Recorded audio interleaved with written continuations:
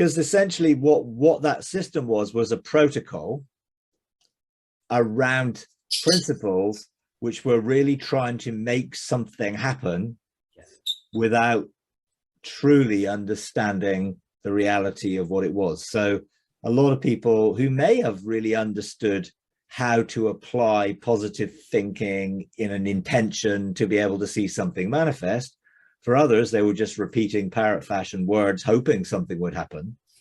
And for a lot probably never really did. And therefore they probably got disillusioned with it all and gave up, because it was, as you say, well, did it work? What difference has that made? And in reality, it's like just saying a word over and over again doesn't mean anything.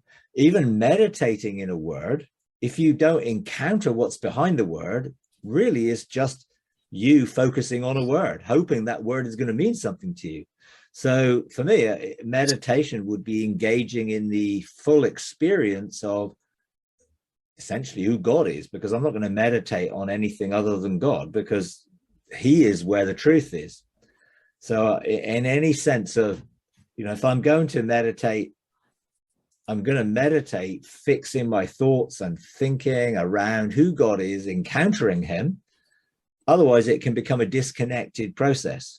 Am I meditating to find God, or am I encountering God in the meditation? And they're two very things. And I guess we learn. So we may start with, well, I'm trying to connect to God here in this meditation, which is great. And then move into, well, I am connecting with God. Therefore, meditation is not really the issue. The connection is. And so I don't really think about meditating. I just engage with God, in a sense.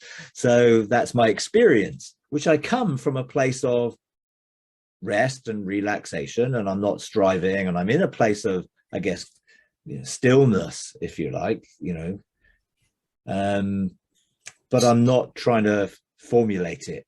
And some things can be, that are life to some, can be death to somebody else, because it could become a dead work that they're trying to do from the wrong motive.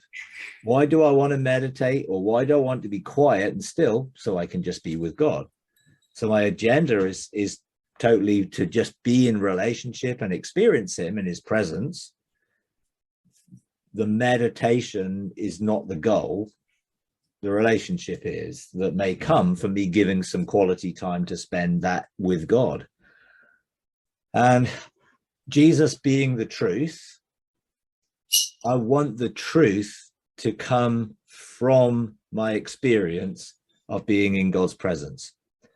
And I think it could be that people feel pressured to try too hard to find something, when the person who's sharing about it has the relational perspective themselves, but it can become second-hand information to somebody else, which means they're doing it in a more protocol-driven way, which personally I think can be unhelpful. It's like years ago, Ian Clayton used to say, well, if you can't see it, you can't have it.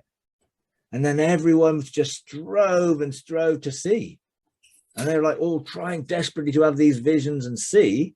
And reality, I'm not sure that's what it really means to see in that context. Therefore, people ended up, well, I can't see. And I still probably get more questions from people about how to see than any other, because people are still trying to see rather than actually come to perception, if you like, or actually to a place of understanding within an experience, rather than I'm trying to see a vision. And they don't believe they're really there unless they see themselves there. Whereas actually you are there, and you don't have to see it third person. It was almost like you're observing yourself. You're there. And therefore it's more about knowing the reality of being there, rather than having some Hollywood production, which I think people thought they needed to have. And how do you even know how you perceive something? I know some of the technical details about what I'm looking at from a natural sight perspective, because I'm realizing light is sort of reflecting off things, captured by the lens in my eye, is focused, onto the retina, and the retina then has optic nerves, with all the rods and cones and other things there that sends the information to my brain. Then I don't know how that really works beyond my brain. I now see, but where is the image? It's in my head, so it's the same really with all the other things about trying to do something rather than coming to a realization of the reality of what it is, and therefore being comfortable with how it works for me, which would be, knowing and feeling and sensing and having the experience without it being, what others would call seeing or visions or visual. It's just, I am there and I'm aware I'm there, just like I'm here and I'm aware I'm here. But if I was to try and work out and fathom out all of the technical details about how the sound gets to my ears and goes through all the bones in the ears and gets translated to the eardrum and then forms some sort of electrical impulse, I would spend all my time trying to just understand things rather than just enjoy them. So enjoyment and living life in a sense of enjoyment is so much easier than trying to figure it all out and analyze it and understand it and everything else. So when it comes to meditation, what one person thinks is meditation is very different from what someone else thinks is meditation. And therefore the word, what does the word mean? Well, to me, it means something. To you, it might mean something else. Therefore, words can be quite difficult if you're only going to focus on the word. Because what do I mean by meditation? Well, my experience of it, which has changed over the years. What do you mean by meditation? What does Justin mean by meditation? What do we all mean by meditation? What did God mean by meditation when he spoke to Joshua and said, well, meditate day and night? What you look at the word, what's the word mean?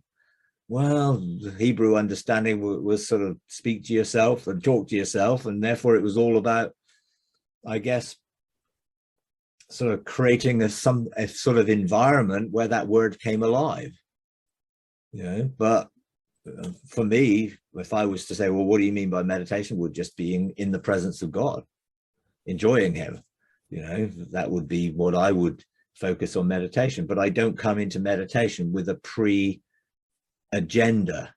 of what that is going to be, or what I'm going to say to God, or what he's going to say to me, or what we're going to do. I just want to be there and see what happens and enjoy it and rest there. And if nothing happens, I'm going to have a wonderful time of just being peaceful and restful. If he talks to me, that's great. If he says something, if I see something, or we go somewhere and we engage, that's great. Hi, everyone. We're starting a Patreon page, patreon.com/freedomarc. And we would like to invite you to partner with us in taking the message of God's unconditional love, limitless grace, triumphant mercy to a bigger global audience.